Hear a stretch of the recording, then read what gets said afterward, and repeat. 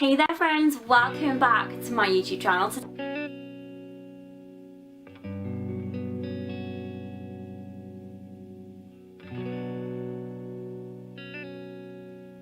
Hi everyone, welcome back to my YouTube channel. I hope you're having a really great day. Today I'm doing another book review and this week it is of Kingdom of Ash by Sarah J Maas.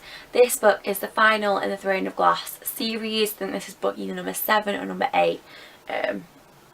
I've lost count.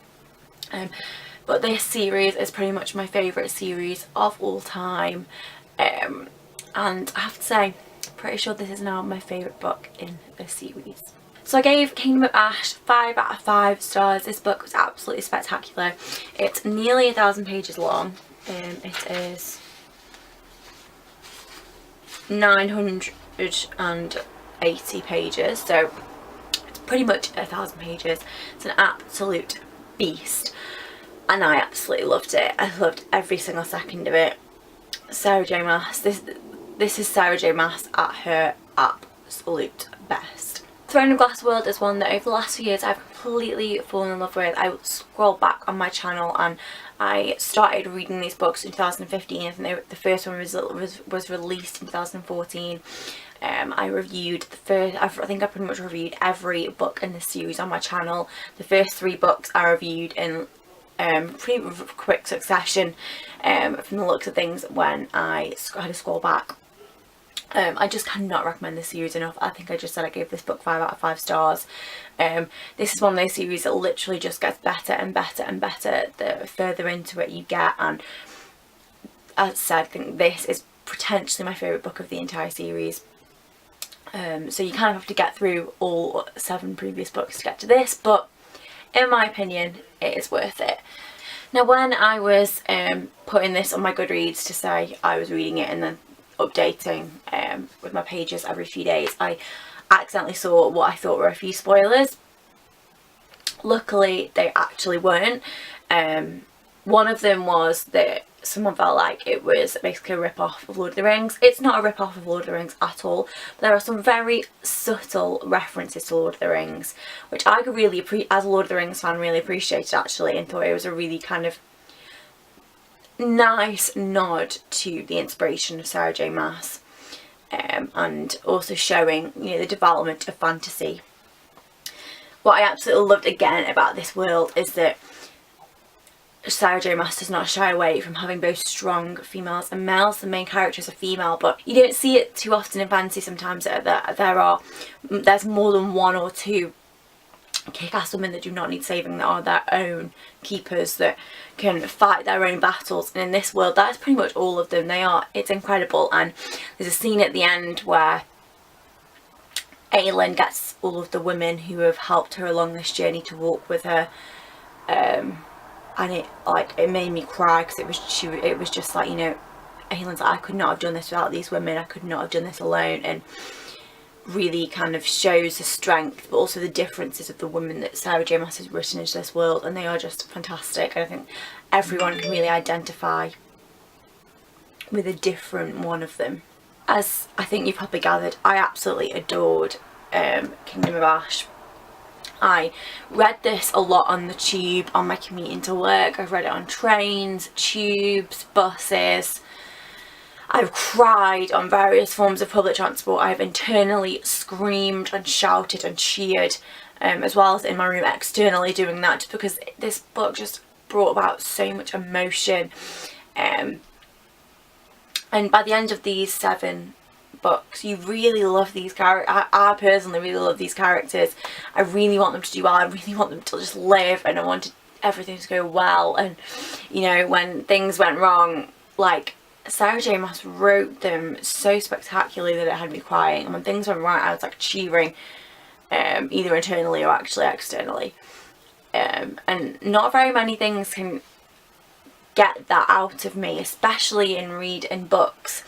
And the fact that this did, and it just is full of so much emotion and feeling, is another thing which just makes it even better, in my opinion. One of the things that I saw on Goodreads on someone's review was the top of the review just said, I can't believe that they got through all this and nobody died.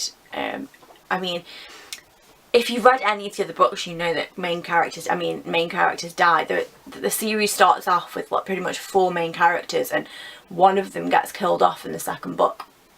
I think the person was probably just referring to this, and in my opinion, people did die. Like, people who I personally had grown to love did, and I was like, this person clearly is not very emotionally attached to some of these characters if they are like, oh, nobody died. I'm like, they did. And you know, that's one of the moments that I cried at, that yeah, maybe they weren't sort of a number one central character, but pretty main characters died during some of the battles in this, and I cried. Like, it was, and their deaths were like, so, I shouldn't be calling death spectacular, but that's the only word I can use. It, the love that these characters have for each other, and the desire that they have for a better world was just so, like, at times overwhelming.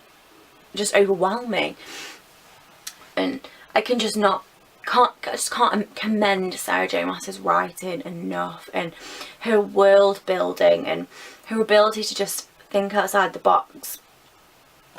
And in this world, there are some characters who are completely ordinary, that, you know, in the Throne of Glass world, there are a lot of characters with magic or abilities, but then she's written in certain characters like Irene and Elodie who have no specific, you know, Irene does have power, but they're just these ordinary women, and in the end, at one point, it's the ordinary woman who completely saved the day, and I was just like, wow. You know, like, she has not shied away from the fact that some people in this world are completely ordinary. They're just normal humans, and yet they have just as much strength as the characters who have got, like, incredible power. And it was amazing. So I'm now at the end of the Throne of Glass series. I've concluded the world, and I kind of felt, I remember finishing this book and just crying, because I was like, I don't want it to end. This series has seen me through so many parts of my life and so many seasons of my life over the last sort of 4 years, and the fact this series is over is kind of like really bittersweet, because as I say, this is definitely my favourite book in the series, but now it's over, and I kind of really want Sarah J Maas to do like a prequel or a sequel or something else, just to let me return to this world, because I love, and these characters, because I love it so much. And if you've not read the Throne of Glass series, if you've not been a part of this world, or maybe you started it and just gave up, get back into it. Or if you haven't read it, just pick it up, start. There is a lot of books, but it gets so much better, and what this series starts out as is not what it ends as, and it's really not what it is, and it is just spectacular. And as I say, my heart is kind of a little bit broken that it's over now, and kind of want to start an online petition to get Sarah J Maas to write another book within this world, just because I love it so much. So yeah, I'm a little bit sad.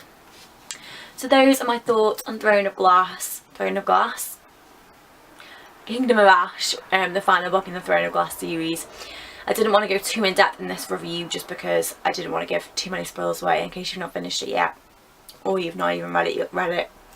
I hope you enjoyed it. If you've read this book and you've got any recommendations for me of series that I can start reading now, please let me know in the comments. If you've read it and you want to have a chat about it, again, stick it in the comments. I would love to talk more about this. Hope you have a really, really great day, and I shall see you soon. Bye.